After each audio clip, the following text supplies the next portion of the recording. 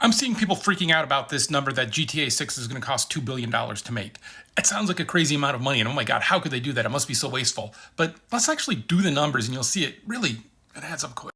So first, it's been 11 years since GTA 5, and I know some people were still working on GTA 5, some people on GTA 6, but the rough numbers I've seen is roughly 1,000 people working on GTA 6. And that's not including contractors or anything else, right? And that's not like licensing music, anything. We're just going to show you that the most expensive thing always is people. And that is why AI wants to eliminate people. That's why everyone's always trying to eliminate people, because they're the most expensive thing. I'm not saying that's good. I'm not saying I'm for that, because I'm not. But I'm just saying that is the most expensive people. People are the most expensive thing. When we do salaries in like the US, we actually do 1.5.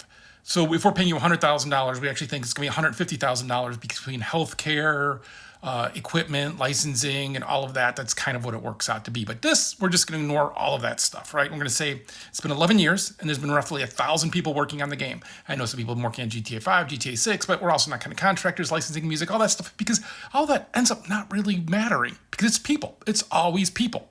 And so if you take 1,000 people for 11 years, that means you have 11,000 yearly salaries, right? Like they've had to make salary 11,000 times for a year.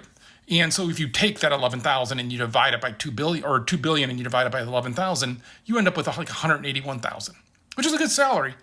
But all of a sudden you're like, wait a minute, so 1,000 people being paid $181,000 a year, which really means 130,000 a year, for 11 years, that's not so crazy, right? And that means some people get paid more, some people get paid less, and some of that's salaries and other things and everything else, right? But really quickly, you get to be like, oh my God, it does. It just adds up to $2 billion super quick. And that's why you don't take 11 years to make a game, because it just adds up, right? And that's also why you don't have 1,000 people on your team, because you gotta make it. Now, GTA 6 will be fine because I'll make the money back. I'm gonna buy it day one, no matter what the reviews say, because I'm an idiot. I really like the GTA series, but like, you can't do that all the time. So if you see things in GTA 6 and you're like, oh my God, how they do that, like in Red Dead Redemption and stuff, because they spent $2 billion on it. Think about it. They had 1,000 people for 11 years. Yeah, it better be good. The animation better be perfect, right? Like, that's the scale. That's the scale that other games then compete against.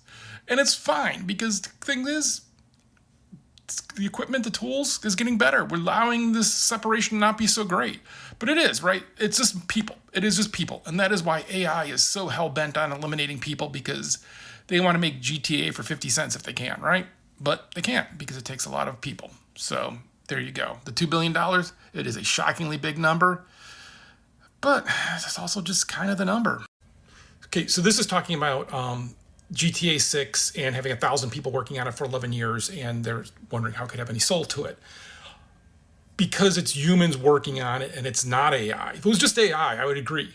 But instead, everybody is trying to contribute, and especially something like this, where they know that they can make their mark and have it be seen by, millions and millions of people.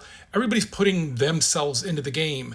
And what happens is it actually, I think, creates something that's greater than everybody. So, Grand Theft Auto San Andreas is my favorite. It's goofy, it's funny, I like the vibe of it, I like the gameplay stuff of it, I love going around and claiming territory and stuff. I thought was all really cool. But I also really like GTA 5, and I disagree with that. There was a friend was saying that there should have been a woman and it should have been two guys and a woman, but I think it was a story of these three men in different places, and it had to be men so that you had that as an equalizer, and then you could show how they were in different places in their time.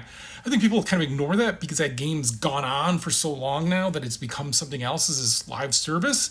But I think that story that they told there, you can disagree or agree with it, but I think like the writers are all writing, and they're all trying to tell their story or these characters' story in these ways. Then an animator sees something and goes, oh, I can make this funny, right? And I think, in particular, there's some funny stuff, right? There's just some weird, funny stuff in that game when you cut over to the other character and they're in the middle of just being, weird and stuff. And I think, to me, that just shows, like, that was just everybody contributing and everybody putting it apart. And that is one of the things that I talk a lot about, before, of, like, show up, do the work, and put yourself into it and care. You have to do that, right? If you're just like, there's 1,000 people working on this game, I'm not going to care. I'm just going to phone it in because I'm too cool for school. Well, you shouldn't work on the game then, because you're going to make it worse for everybody else. But if you can motivate that team, if you get that team excited and have everybody wanting to put themselves into that game, having 1,000 people working on it doesn't water it down. It has to be, it's what it is so that it can reach the giant audience that it's going to reach, right? But I think they actually do a really good job of bringing soul and bringing attitude and personality. Gee, we'll ignore GTA 4 here for a minute because that was a stinker, I thought. But I really enjoyed all the other ones. I think they do a really good job of that. And even though I don't like Red Dead Redemption, I appreciate Red Dead Redemption. I appreciate what they did there. I just don't care that you don't have agency and can't choose how you behave and choose your missions. I know. That's why I built a base, and then I found out in basement nothing. All right, but ignore that. I just disagree with this. I think that you can have giant teams and have games that have souls in them, and that is in fact an important part of doing this, and it's an important part of saying and holding these companies on the hook for doing something special and doing something. If they're going to put all these people on it and all this money, I do expect something out of this that I can resonate with me, at least make me laugh, make me whatever, right? Like I think it is fair to ask that for it and not say that it's just simply going to be soulless because a lot of people are working on it.